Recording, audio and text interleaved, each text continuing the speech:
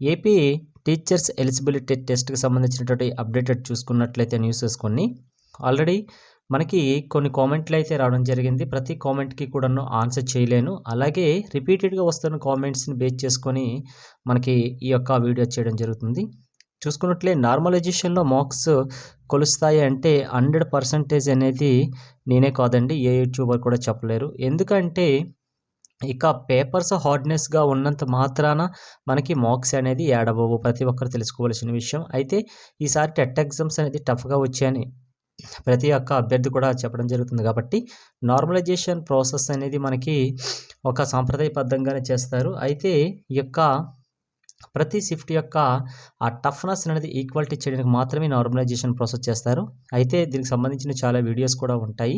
ఒకసారి చూడండి normalisation process ఏ విధంగా చేస్తారనేది. నెక్స్ట్ వన్ చూసుకుంటే మార్క్స్ కొలుస్తాయి అంటే 100% చెప్పలేమని చెప్పాం కదా! దాంతో పాటుగా అయితే మాక్సిమం అయితే మనకి 5 మార్క్స్ వరకైతే యాడ్ అయ్యే ఛాన్సెస్ ఉంటాది అనేసి చెప్పడం జరుగుతున్నాము. అంటే 5 మార్క్స్ యాడ్ అవుతాయంటే దీనికంటే తక్కువ కూడా అవ్వచ్చు, దీనికంటే ఎక్కువ అవ్వచ్చు. ఏది ఏమైనా కూడాను మనకి మార్క్స్ అనేది ఈ 5 లోపలే ఉండే ఛాన్సెస్ అయితే ఎక్కువగా కనిపిస్తాయి. నెక్స్ట్ కలిస్తే ఎవరికి కొలుస్తాయి? ఎన్ని కొలుస్తాయి? చెప్పాను కదా ఆల్రెడీ మాక్సిమం అయితే వీళ్ళకి 5 మార్క్స్ లోపలే కలిసే ఛాన్సెస్ అయితే ఎక్కువగా కనిపిస్తాయి. కలిస్తే ఎవరికి కొలుస్తాయి అంటే ఈ నార్మలైజేషన్ ప్రాసెస్ కూడా మెయిన్‌గా మాక్సిమం మనకి ఈ మార్క్స్ ఎవరికి కలిసే ఛాన్సెస్ ఉంటాయి అంటే ఆ యొక్క ఈక్వాలిటీ టఫ్‌నెస్‌ని చేసేటప్పుడు దగ్గరగా ఉన్న వాళ్ళకి కలిసే ఛాన్సెస్ ఉంటాయి. అలాగే ఎక్కువ మార్క్స్ వచ్చిన వాళ్ళకి తగ్గుతాయని కూడా కొందరు డౌట్ అడుగుతున్నారండి. ఎక్కువ మార్క్స్ వచ్చే వాళ్ళకి నార్మలైజేషన్ తగ్గే ఛాన్సెస్ ఉండదండి.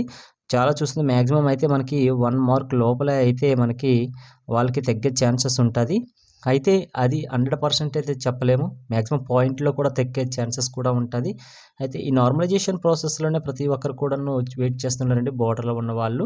అయితే నెక్స్ట్ క్వెషన్ చూసుకుంటే నార్మలైజేషన్ అనేది ఎవరికి వర్తిస్తుందంటే చాలామందికి చెప్తున్నానండి.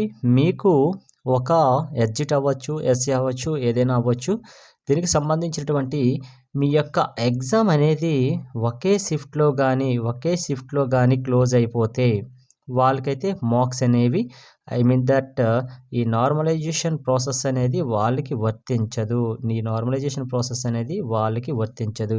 ఎందుకంటే వాళ్ళ యొక్క ఎగ్జామ్ అనేది ఒకే షిఫ్ట్‌లో జరిగిపోతుంది కాబట్టి. ఒకే షిఫ్ట్‌లో గాని క్లోజ్ అయిపోతే అటువంటి వాళ్ళకైతే నార్మలైజేషన్‌లో మనకి మార్క్స్ అయితే వాళ్ళకి అసలు ఆ ప్రాసెస్సే వాళ్ళకి తీయరు. నెక్స్ట్ వన్ ఇంకొకటి చాలామంది డౌట్‌లు ఉంటారు. కేటగిరీ వైస్‌గా ఏమైనా నార్మలైజేషన్ చేస్తారంటే నార్మలైజేషన్ ప్రాసెస్ అనేది ఇక్కడ కేటగిరీ వైస్ అయితే చెయ్యరండి. అది ఓసీనా, బీసీనా, ఎస్సీనా, ఎస్టీనా, ఎక్స్ సర్వీస్ మెన్సా, ఫిజికల్ హ్యాండిక్యాప్డా ఇవన్నీ కేటగిరీ వైస్‌గా అయితే ఎటువంటి నార్మలైజేషన్ చేయరు. అందరికి కలిపి నార్మలైజేషన్ చేస్తారు. ఒక సబ్జెక్ట్‌కి సంబంధించినటువంటి ఎగ్జామ్స్ అనేది అనేక సెషన్‌లో గాని జరిగితే వాళ్ళకి మాత్రమే నార్మలైజేషన్ ప్రాసెస్ జరుగుతుంది. అంతే తప్ప ఒకే షిఫ్ట్‌లోన ఆ ఎగ్జామ్ అనేది క్లోజ్ అయిపోతే వాళ్ళకి నార్మలైజేషన్ ప్రాసెస్ అనేది అప్లై చెయ్యరు. ఒకవేళ క్వాలిఫై మార్క్స్‌కి నార్మలైజేషన్‌లో మార్క్స్ కలవకపోతే ఏమవుతుంది? మాక్సిమం మనం చెప్పాం కదా! ఎటువంటి వ్యక్తులకి ఎటువంటి పర్సెంటేజ్ ఉండాలి. ఎన్ని మార్క్స్ అయితే రావాలనే విషయం చెప్పాం కదా! అంటే వాళ్ళకి ఆ మార్క్స్ కంపల్సరీగా అయితే వాళ్ళు క్రాస్ చేయాలి. లేకపోతే సేమ్ అనేది వాళ్ళకి రావాలి. ఏమైనా కూడాను వాళ్ళకి ఆ మార్క్స్ గాని వాళ్ళు ఒకవేళ రీచ్ అవ్వకపోతే మాత్రం కంపల్సరీగా అయితేనే వాళ్ళని డిస్‌క్వాలిఫై అయితే చేయడం జరుగుతుంది. వీళ్ళు ఒకవేళ ఈ ఎగ్జామ్స్‌లో డిస్‌క్వాలిఫై అయిపోతే ఇదే ఫస్ట్ టైమ్ గాని రాసినట్టుగుంటే వాళ్ళకి వాళ్ళు ఇచ్చిన నోటిఫికేషన్‌లో మార్క్స్‌కి రీచ్ అవ్వకపోతే వాళ్ళనైతే నెక్స్ట్ డీఎస్సీ నోటిఫికేషన్‌కి అనేది నాట్ ఎలిజిబుల్. అంటే వాళ్ళకనేది క్వాలిఫై మార్క్స్ క్రాస్ చేయలేదు కాబట్టి వాళ్ళకైతే నెక్స్ట్ 2026 డీఎస్సీకి రాయడానికి ఛాన్స్ లేదు. అయితే మెయిన్‌గా ఈ సంవత్సరం వచ్చిన పెద్ద సమస్య ఏంటంటే ఇన్ సర్వీస్‌లో ఉన్నటువంటి టీచర్స్ అయితే కంపల్సరీగా అయితే ఈ మార్క్స్ అనేది క్రాస్ చేయాలండి. వాళ్ళ కేటగిరీ చూసుకొని క్రాస్ చేయాలి. క్రాస్ అంటే వీళ్ళకి టోటల్‌గా 4 టెట్స్ ఉంటాయి. అంతే 2 ఇయర్స్‌లో కంప్లీట్ చేయాలని సుప్రీంకోర్టు ఆర్డర్ ఇచ్చింది కదా!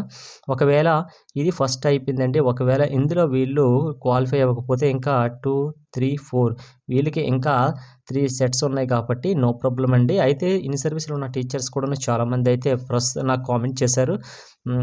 వాళ్ళ యొక్క క్వాలిఫై మార్క్స్ కూడా క్రాస్ చేశారు కాబట్టి వాళ్ళు క్వాలిఫై అయిపోయారు కానీ నెక్స్ట్ వాళ్ళు 2, 3, 4 రాయాల్సిన అవసరం కూడా లేదు.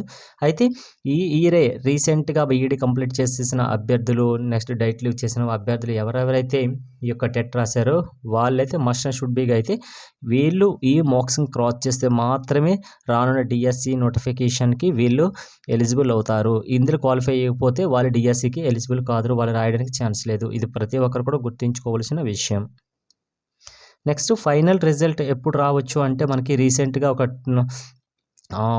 1 డే బ్యాకే కదా మనకి ఆల్రెడీ వచ్చింది. ఏబిఎన్ న్యూస్ పేపర్‌లో అయితే మనకి అనౌన్స్‌మెంట్ కూడా చేశారు. విద్యాశాఖే అయితే ఇన్ఫర్మేషన్ ఇచ్చిందని చెప్తున్నారు. జనవరి 2026 9th లోపు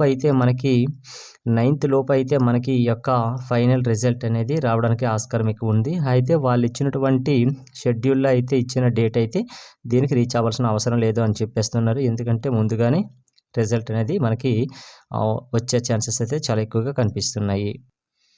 నెక్స్ట్ డిఎస్సి 2026 నోటిఫికేషన్ విడుదల ఎప్పుడు అంటే ఇది కూడా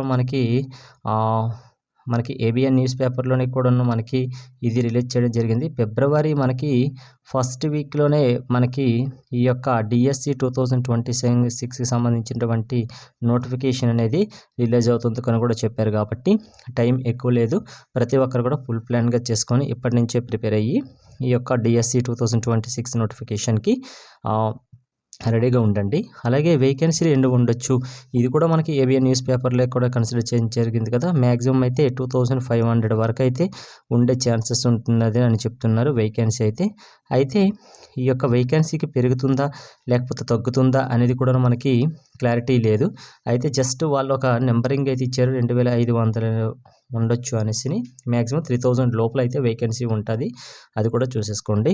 కొత్తగా ఏమైనా మార్పులు జరిగాయి నెక్స్ట్ డిఎస్సి 2026కి సంబంధించిందంటే మార్పులు అయితే జరిగాయండి. ఆల్రెడీ మనకి ఇంగ్లీషు ప్రొఫిషియన్సీ టెస్ట్ అలాగే మనకి ఇంగ్లీష్ ప్రొఫిషియన్సీతో టెస్ట్ పాటు కంప్యూటర్ పైన అవగాహన కోసం కూడా మనకి ఎగ్జామ్ అనేది ఒక పేపర్లో ఇవ్వడం జరుగుతుందని కూడా మనకి ఎక్స్ప్లెయిన్ చేశారు. ఇది కొత్త విధానం వచ్చిందండి.